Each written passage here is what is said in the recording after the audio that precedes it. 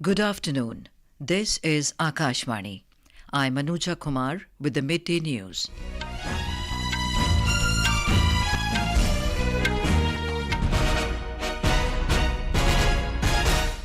The headlines.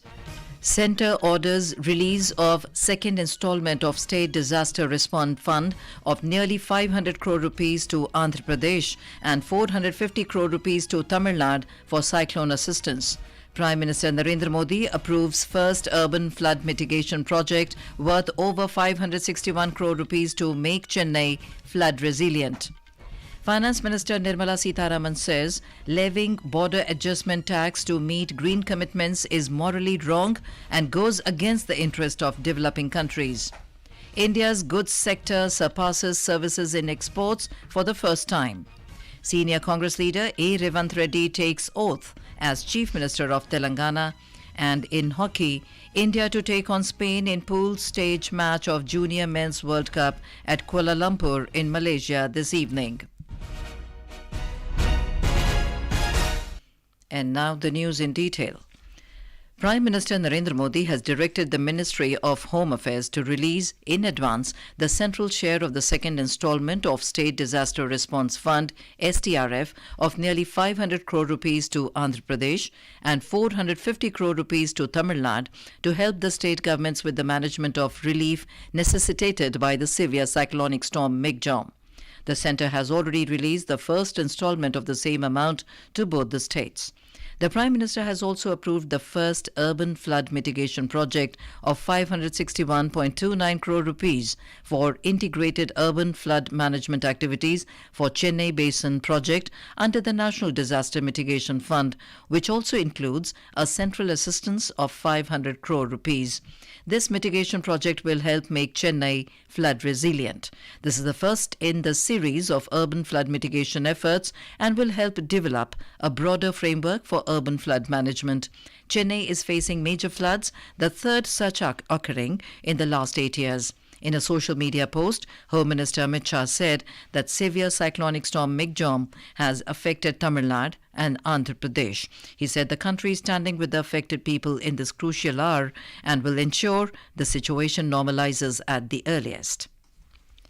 Prime Minister Modi held a telephonic conversation with Tamil Nadu Chief Minister M.K. Stalin and assured him of all possible assistance from the centre after cyclone Migjom caused widespread damage in the state. Raksha Mantri Rajnath Singh visited the flood-affected areas of Chennai, Kanchipuram, Chengalpet and Tiruvallur in the state. He also conducted an aerial survey of the cyclone-affected areas of Tamil Nadu. Union Minister of State for Information and Broadcasting, Dr. L. Murugan, accompanied the Raksha Mantri on the visit. After the aerial visit, the Raksha Mantri met Chief Minister Stalin. Finance Minister Nirmala Sitharaman has said that any move on the imposition of cross-border adjustment tax by developed countries to meet their green commitments is morally wrong and goes against the interest of the developing countries of the Global South.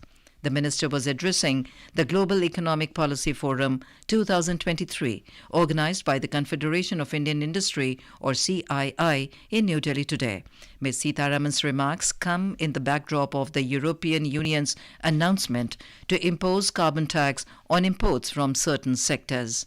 I will take this opportunity and use this platform to say it, a single mono-sided decision to bring in border adjustment taxes. I want to make my industry green, so I will impose on you a certain tax because you're coming up with non-green products. And with that money, I will make my industry green. The border adjustment tax logic just goes against the concern of the Global South. The government has said that goods merchandise sector has surpassed the services sector in exports for the first time. Addressing a press conference in New Delhi, Electronic and IT Minister Ashwini Vaishnaw said this has been possible due to the Make in India initiative of Prime Minister Narendra Modi.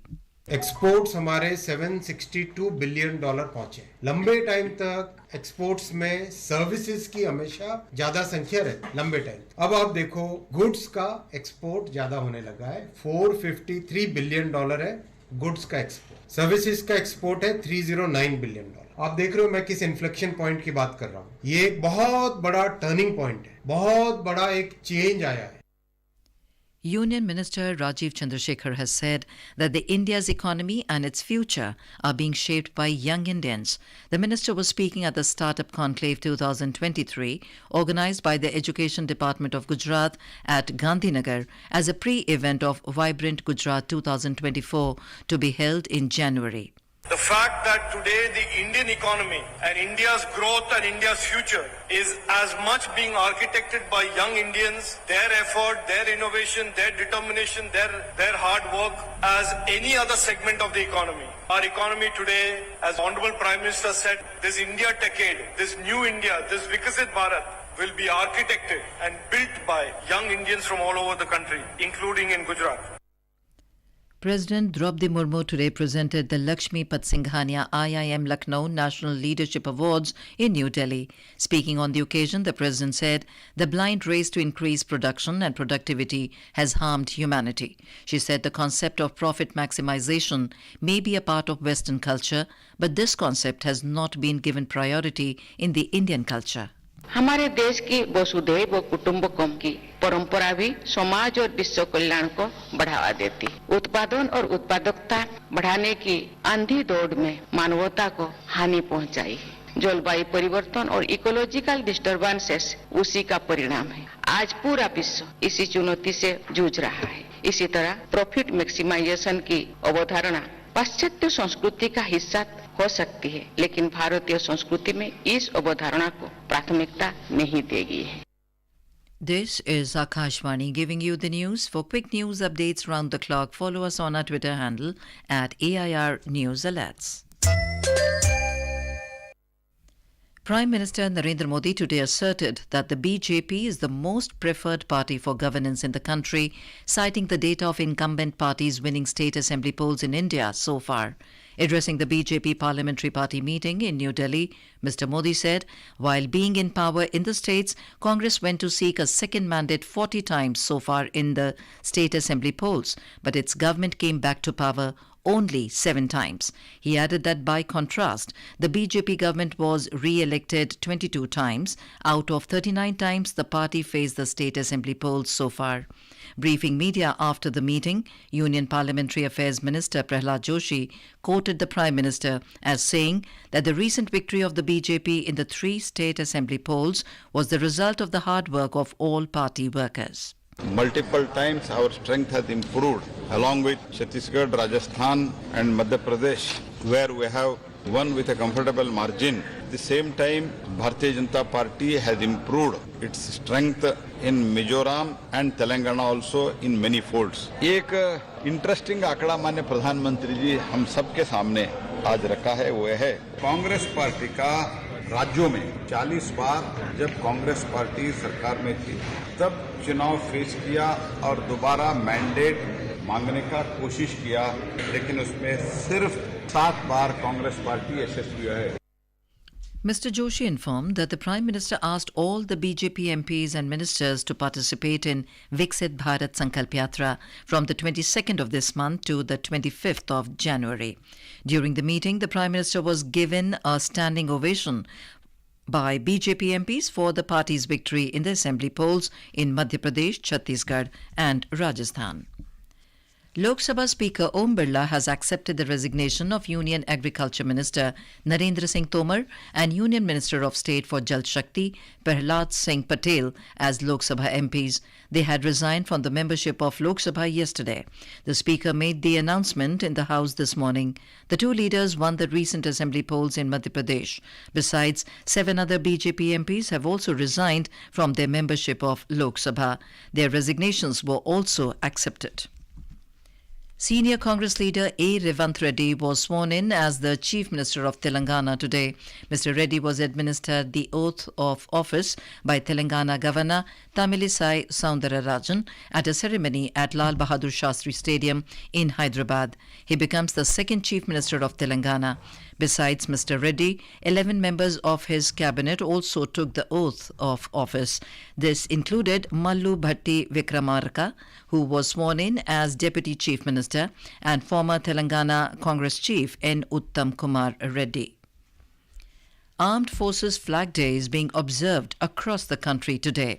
The day is observed on the 7th of December every year since 1949 to honor the martyrs as well as men and women in uniform who safeguard the country's honor.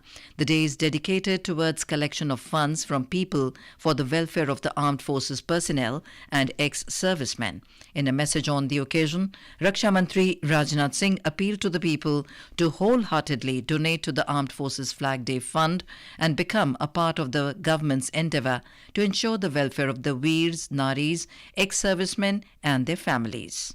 देश के एक जिम्मेदार नागरिक के रूप में इन सैनिकों, वीर नारियों एवं उनके आश्रितों के प्रति हमारा भी एक बड़ा दायित्व बनता है। इनकी सहायता, देखभाल, पुनर्वास, चिकित्सा आदि के लिए यथासंभव सहयोग करना प्रत्येक नागरिक का नैतिक दायित्व बनता है। मैं आजादी के अमृतकाल के शुभ अवसर पर आपका आह्वान करता हूं कि आप हमारे इस अभियान में भागीदार बने। Countrymen can make their contribution to the Armed Forces Flag Day Fund in bank account number 308-3000-100-179-875 of Punjab National Bank. The IFSC code is PUNB 0308300. In his message, Information and Broadcasting Minister Anurag Singh Thakur also appealed to the countrymen to come forward and contribute to the Armed Forces Flag Day Fund. The Viksit Bharat Sankalp Yatra continues its inspiring journey throughout the country. Under the Yatra, the information, education and communication vans with the aim to disseminate information regarding the central flagship welfare programs are traversing through every corner of the country. In Tripura, people in large numbers are availing the on-spot services being provided to them as part of the Yatra. They are also gathering information about several welfare schemes initiated by the central government. More from our Agartala correspondent.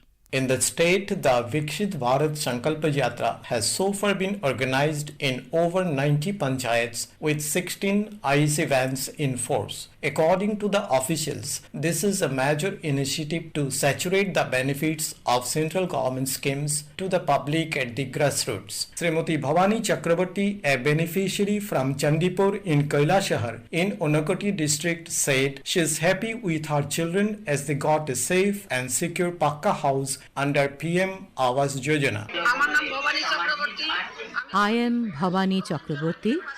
I live in Chandipur in Kailashahar of Unakoti district. Earlier, we were living in a thatched house. Now, we got a Pakka house under Pradhan Mantri Awas Yojana. We all thank Prime Minister Narendra Modi. The BBSY programs witnessed engagement with local communities, spreading awareness and empowering individuals with knowledge about various welfare and development programs. Shubhashish Chanda, Akashvani News, Agartala. A resolution urging Pakistan to uphold democratic institutions, human rights and the rule of law has been introduced in the U.S. House of Representatives. Congressmen Mitch McCormick and Dan Kildee brought the draft to the House ahead of the general elections to be held in Pakistan in February next year. The resolution affirms U.S. support for democracy in Pakistan, including free and fair elections reflecting the will of the people of Pakistan. In sports, in Junior Men's Hockey World Cup, India will take on Spain in the second Pool C match at Kuala Lumpur in Malaysia today. The match will start at 5:30 p.m. Indian time. In their opening match on Tuesday, India beat South Korea 4-2 with the help of vice-captain Arayjeet Singh Hundal's hat-trick. India's last pool match is against Canada on Saturday. The top two teams from each pool will qualify for the quarterfinals. And now, before we end the bulletin, the headlines once again. Centre orders release of second installment of State Disaster Response Fund of nearly 500 crore rupees to Andhra Pradesh and 450 crore rupees to Tamil Nadu for cyclone assistance. Prime Minister Narendra Modi approves first Urban Flood Mitigation Project worth over 561 crore rupees to make Chennai flood resilient. Finance Minister Nirmala Sitharaman says levying border adjustment tax to meet green commitments is morally wrong and goes against the interest of developing countries. India's goods sector surpasses services in exports for the first time. Senior Congress leader A Revanth Reddy takes oath as Chief Minister of Telangana. And in hockey, India to take on Spain in pool stage match of Junior Men's World Cup at Kuala Lumpur in Malaysia this evening. And with that, we end the midday news.